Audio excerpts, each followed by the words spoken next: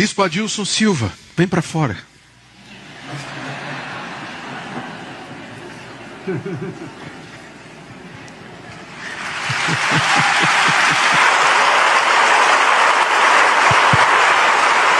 Bom dia. Amém. Todo mundo quer saber por onde a gente começa, né? O Bispo Jadson esteve lá também, porque eu estava particularmente dormindo já essa hora, e os meninos jogando futebol. Criança, sabe como é que é?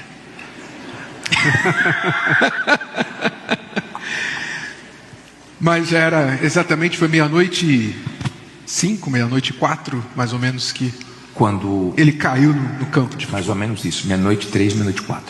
E aí? Nós estávamos jogando, né? Começamos 10 da noite, como jogamos todas as terças-feiras. E no último jogo, meu time tinha perdido e eu fiquei do lado de fora. Meu ganhou, né? Foi. Isso é outra parte. Mas eu não lembro. Graças a Deus. Aí, quando eu perdi, fui para o carro esperar o bispo.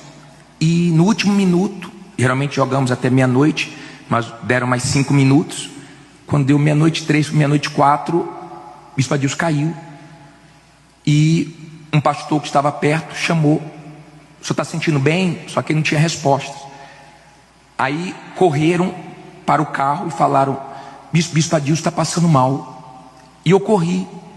Quando nós chegamos lá, assim, o bispo Adilson primeiro teve uma convulsão, depois começou a perder a cor e começou a mudar de cor, começou a ficar roxo muito rápido.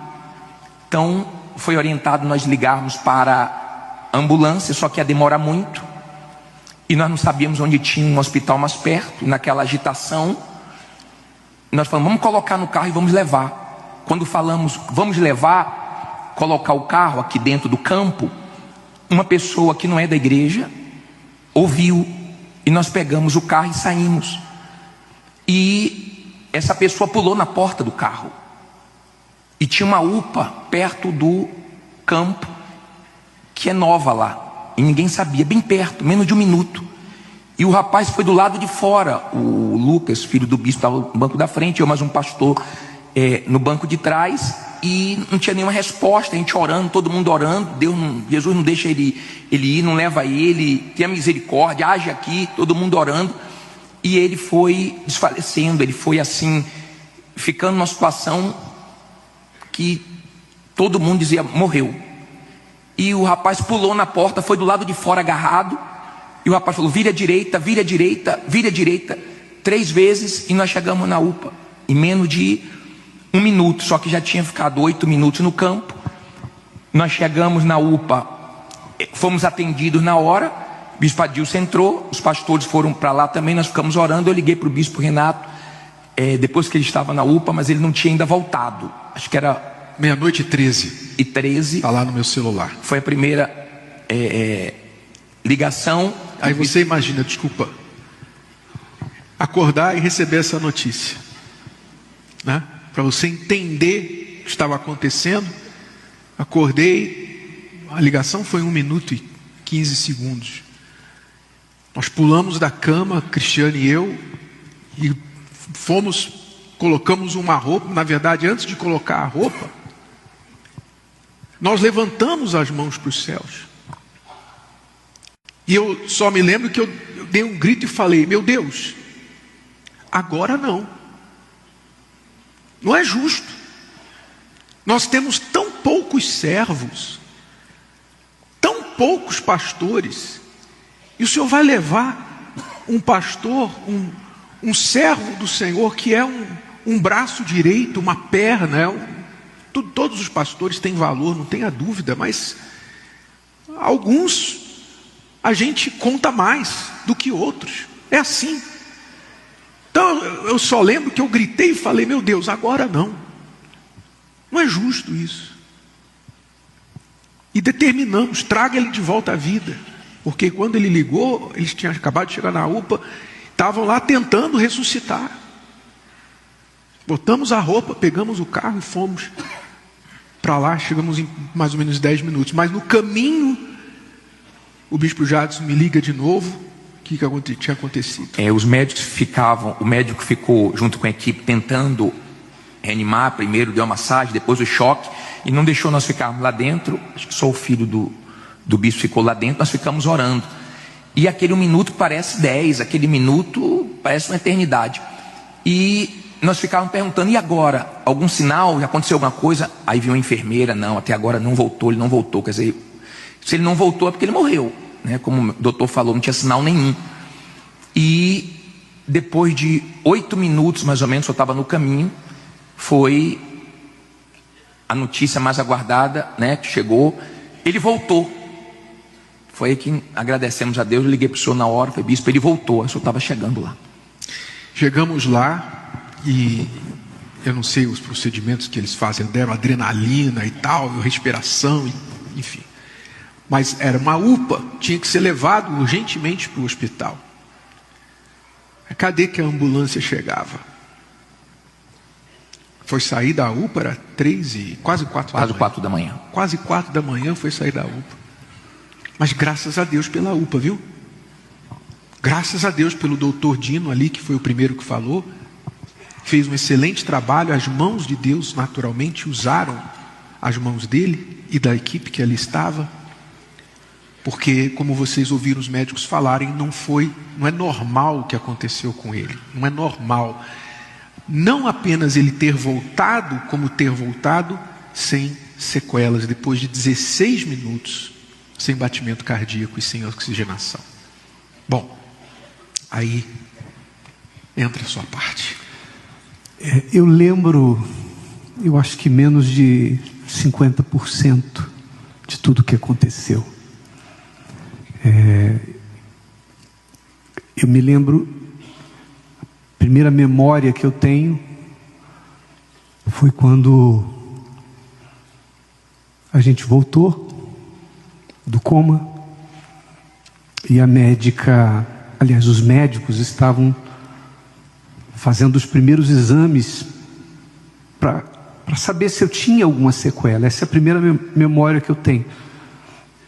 Mas antes de falar disso, eu acho que a Rosana, que ficou lá entre a terça-feira de madrugada, terça para quarta, até o dia que eu saí da intubação, que foi que dia? Fala. Sexta-feira. Então eu acho. Anteontem. Então nós. Da intubação. Da intubação. Sexta-feira retrasada. Então ela ficou o tempo todo no hospital, me acompanhando. E eu queria que você falasse daquele momento que os médicos te falaram, se você tinha consciência do que estava acontecendo. Quando o meu filho me ligou falando que o Adilson estava na UPA, eu falei assim: imaginei que tivesse quebrado alguma coisa, porque futebol, né? Aí ela fala para mim: não, mãe, meu pai teve uma parada cardiorrespiratória e eles estão ressuscitando meu pai. E nisso, como o bispo falou, eu estava dormindo, porque ele chega. Eu falei: não, meu Deus, está amarrado. Aí nisso, logo depois, ele me liga e fala: meu pai voltou. E desde quando ele chegou no hospital de madrugada, ele já chegou em coma. E o médico falou para mim: olha, ele vai ficar 48 horas em coma induzido. Isso depois de todo o procedimento. Ele teve um infarto, ele passou por cateterismo e a gente vai esperar ele acordar. Aí eu: tá bom. A senhora sabe o que pode acontecer com ele? Eu falei: eu sei. Ele pode ter um derrame, paralisar um lado dele, ele pode ter várias sequelas do que aconteceu, porque não teve oxigênio no cérebro durante esses 16 minutos. Então a gente está esperando tudo. Eu: tá bom. Então os médicos falavam e eu ia para os pés do Senhor Jesus, cobrando de Deus isso. Eu ouvia, mas eu clamava a Deus: Deus, eu não aceito sequelas. E várias vezes. E quando ele foi tirado do coma, todos os médicos, tinham vários médicos em volta dele. E ele foi acordando. Aí a neuro estava lá. Aí, seu Adilson, aperta a minha mão. Ele apertou. Do lado direito, do lado esquerdo. Levanta a sua perna direita. Ele levantou. Levanta a sua perna esquerda. Ele levantou. Faz joinha para mim. Ele fez joinha com os 2 dedos. Para ver a função neurológica dele. E ele foi respondendo. E eu estava do lado. Ela olhou assim para mim. Aí olhou para ele. Olhou para o outro médico que estava do lado. Eu falei, ninguém explica Deus, é milagre. Então, nesse momento, e eu lembro que eu perguntei para ele assim, teve um momento que eu falei assim, quem eu sou? Qual é o meu nome? Aí ele falou, Rosana. Falei, não. Aí depois eu pedi para ele falar também, meu filho estava do meu lado. Quem é esse? Aí ele pegou e falou, Lucas. Então, tudo que os médicos viam ali naquele momento era o verdadeiro milagre, né? Então os médicos ficaram felizes porque não tinha sequelas, ele saindo do coma. E teve uma médica, a doutora Filomena, que eu achei assim, uma sacada dela muito... Porque eu estava fazendo todos esses testes e ela falou assim, traga um violão.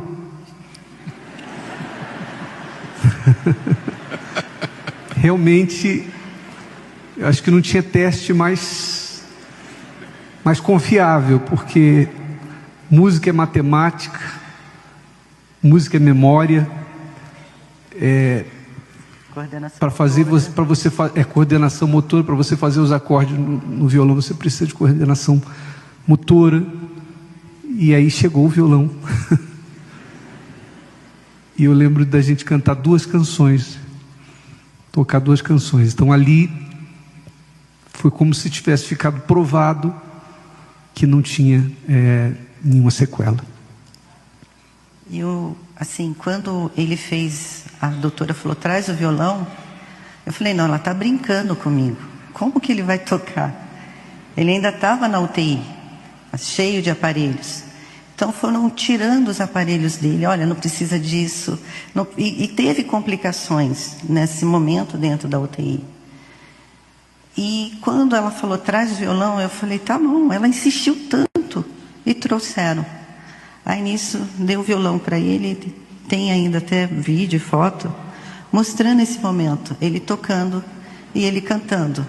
E não errou a letra da música, não perdeu o tempo da música, foi tudo assim, milagre. Fato é isso, milagre. O nosso Deus é esse Deus, né? Agora, se o senhor me permite, eu acho que todo mundo tem a curiosidade para saber onde eu fui. O que eu vi e o que eu ouvi nesses 16 minutos em que estive morto. E eu vou dizer para vocês, eu não vi nada. Nada. E se vi, não lembro. Porque se eu não tenho memória do futebol e de coisas que aconteceram depois, imagine do que aconteceu. Se vi, não lembro. Mas se alguém esperar, eu sei que tem gente que tem experiência semelhante e relata que viu anjos, demônios, o céu. Não vi. Mas o que eu queria falar para você, vou até pegar aqui o papel, porque as passagens bíblicas estão aqui. O que eu queria falar para você é o seguinte: o que eu vi, isso é o que eu vi. Mas eu não vi enquanto eu estive em coma. Eu vi, ou eu refleti, quando eu voltei do coma. Aliás, quando eu tive consciência, porque quando eu voltei do coma, tem muitas coisas que eu ainda não lembro. Eu sei porque me contam. Mas, dias antes disso tudo acontecer, eu e a Rosana firmamos um propósito de oração.